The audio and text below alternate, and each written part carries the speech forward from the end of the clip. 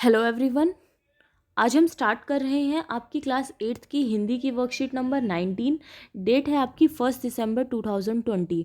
आज की वर्कशीट आपकी हिंदी के पाठ्य पुस्तक जहाँ पहिया है से ली गई है। आइए शुरू करते हैं। पुडुकोट्टई जो कि आपके तमिलनाडु का ही एक ज़िला है। साइकिल चलाना एक सामाजिक आंदोलन है। कुछ अजीब सी बात है ना, लेकिन चौंकने की बात नहीं है। पुडुकोट्टई की हज़ारों नवसाक्षर ग्रामीण महिलाओं के लिए यह आम बात है। अपने बिछड़ेपन पर लात मारने, अपना विरोध व्यक्त करने और उन जंजीरों को तोड़ने का जिनमें वे जकड़े हुए हैं, कोई ना कोई तरीका लोग निकाल ही लेते हैं। कभी कभी ये तरीके अजीबो गरीब होते हैं। तो कई बार क्या होता है कि समाज में अगर बहुत ज़्यादा रूढ़िवादी विचारधारा होती है या बहुत ज़्यादा पिछड़ापन होता है, तो लोग इन विचारधाराओं को ख़त्म करने के लिए या फिर समाज में बदलाव लाने के लिए कई तरीके अपनाते हैं। ठीक है, कई बार जो तरीके होते हैं वो अजीबो गरीब भी होते हैं।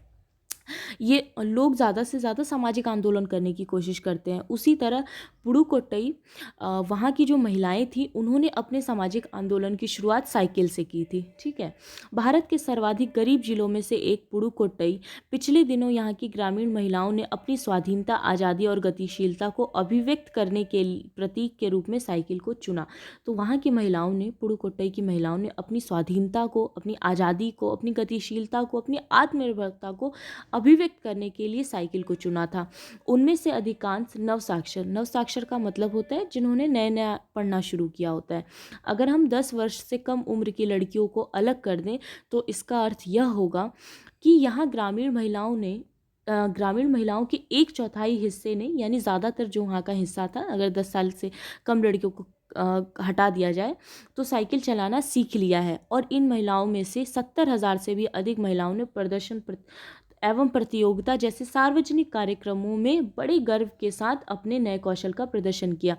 साइकिल सीखने के साथ साथ ही उन लोगों ने जो प्रतियोगिताएं होती हैं, जो कॉम्पिटिशन्स होते हैं, उसमें भी पार्टिसिपेट किया और अपने कौशल का, यानी उन्होंने जो अपनी प्रतिभा ये सीखी थी, उसका बहुत ही बखूबी प्रदर्शन किया। और अभी भी उनमें साइकिल चलाने की इच्छा जारी है। वहाँ इसके लिए कई प्रशिक्षण शिविर चल रहे हैं। तो वहाँ की महिलाओं को साइकिल चलाने के लिए बहुत से शिविर भी चलाए जाते हैं। बहुत सी ऐसी जगहें हैं जहाँ पे उन्हें ट्रेनिंग भी दी जाती है।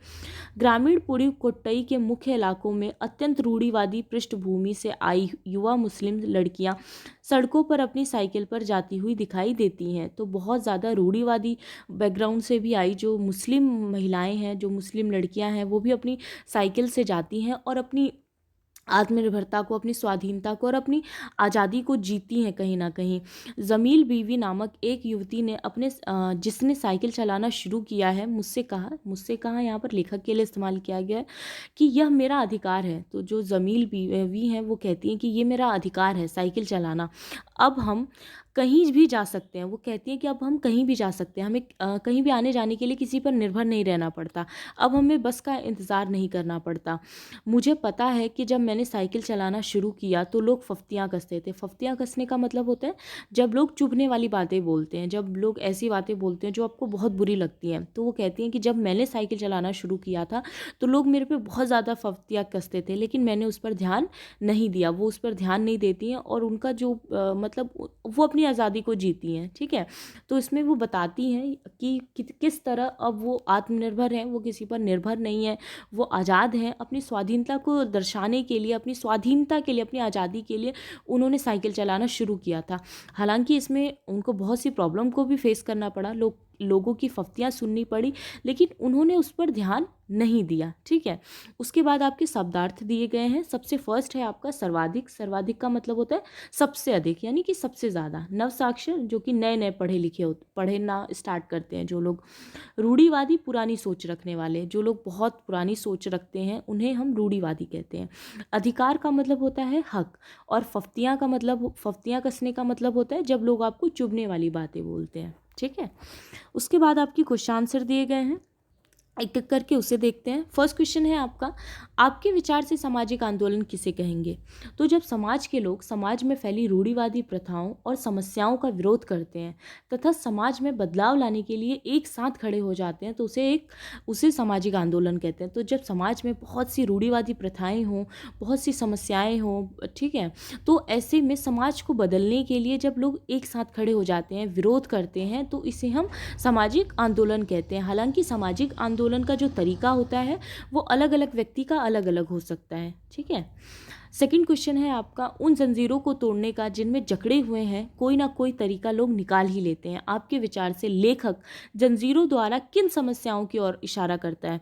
तो यहाँ लेखक जंजीरों द्वारा जो पिछड़ापन है हमारे समाज में और रूढ़िवादी जो प्रथाएं हैं, इस तरह की समस्याओं की ओर इशारा कर रहे हैं। जो जंजीर है कि जो पिछड़ापन होता है हमारे समाज में या फिर जो रूढ़िवादिता होती है वो कैसे हमको जकड़ के रखती है। ठीक है। इसीलिए उन्होंने जंजीर जो शब्द है उसको इंगित किया है पिछड़ेपन और रूढ़िवादी समस्याओं की ओर इशारा करते हुए। ठीक है। थर्ड क्वेश्चन है आपका, पुडुकोट्टई स्थान का वर्णन पाठ में क्यों किया गया है? तो पुडुकोट्टई स्थान का वर्णन पाठ में इसलिए किया गया है क्योंकि यहाँ की महिलाओं ने अपनी स्वाधीनता और आज़ादी को व्यक्त करने के लिए साइकिल को एक सामाजिक आंदोलन के रूप में चुना था। तो किस तरह वहाँ की जो महिलाएं थी उन्होंने फफ्तियाँ भी सुनी इस दौरान जब वो साइकिल चलाना सीख रही थी। ठीक है। लेकिन फिर भी उन्होंने अपना जो काम था उसको जारी रखा क्योंकि वो एक आज़ादी जीना चाहती थी, वो आज़ाद होना चाहती थी। जो भी उनके ऊपर जंजीर कसी गई थी वो उसको तोड़ना चाहती थी। तो इसीलिए जो हमारा पाठ है उसमें पुडुकोट्टई स्थान का वर्णन किया गया है क्योंकि वहाँ की जो महिलाएं थी उन्होंने एक अलग तरीके से सामाजिक आंदोलन किया था, साइकिल चलाकर सामाजिक आंदोलन किया था। क्वेश्चन 4 है आपका, साइकिल चलाने से जमील बीवी और पुडुकोट्टई की महिलाओं को आज़ादी का अनुभव होता है, मतलब कैसे होता है? ठीक है, कैसे होता है? तो क्योंकि अब उन्हें कहीं जाने के लिए किसी पर निर्भर नहीं रहना पड़ता, ना ही बस का इंतज़ार करना पड़ता है। तो अब उनको कहीं भी जाना होता है तो वो अपनी साइकिल लेती हैं और चल देती हैं। उनको किसी का इंतज़ार नहीं करना पड़ता, उनको बस का इंतज़ार नहीं करना पड़ता, उन्हें किसी पर निर्भर नहीं होना पड़ता है। लास्ट आपकी एक एक्टिविटी दी गई है कि साइकिल चलाने से क्या फ़ायदे हो सकते हैं, उसकी सूची बनाइए। तो फर्स्ट है, साइकिल चलाने से निर्भरता ख़त्म हो जाती है, मतलब कि आप आत्मनिर्भर हो जाते हैं, आपको किसी के ऊपर डिपेंड नहीं रहना पड़ता है, आप खुद ही अपनी साइकिल से कहीं भी जा सकते हैं। साइकिल स्वास्थ्य के लिए लाभदायक होती है, अगर हम साइकिल चलाएं रोज़ाना तो वो हमारे स्वास्थ्य के लिए बहुत अच्छी होती है। साइकिल से प्रदूषण नहीं फैलता। ठीक है, जैसे गाड़ियाँ वगैरह होती हैं आपकी तो उससे बहुत प्रदूषण फैलता है उसके धुएँ से, लेकिन साइकिल आपकी बिल्कुल पर्यावरण प्रिय होती है। साइकिल चलाने से पैरों की अच्छी एक्सरसाइज हो जाती है, इससे पैरों की मांसपेशियां मजबूत होती हैं और रोजाना साइकिल चलाने से इम्यून सिस्टम मजबूत होता है, जिसकी कोरोना वायरस में आजकल हमको बहुत ज़्यादा ज़रूरत है। ठीक है, तो साइकिल चलाने से हमारा इम्यून भी मजबूत होता है, प्रदूषण नहीं होता है, स्वास्थ्य भी अच्छा रहता है। तो आप इससे ज़्यादा भी पॉइंट्स जो आपको ठीक लगे आप लिख सकते हैं। ओके।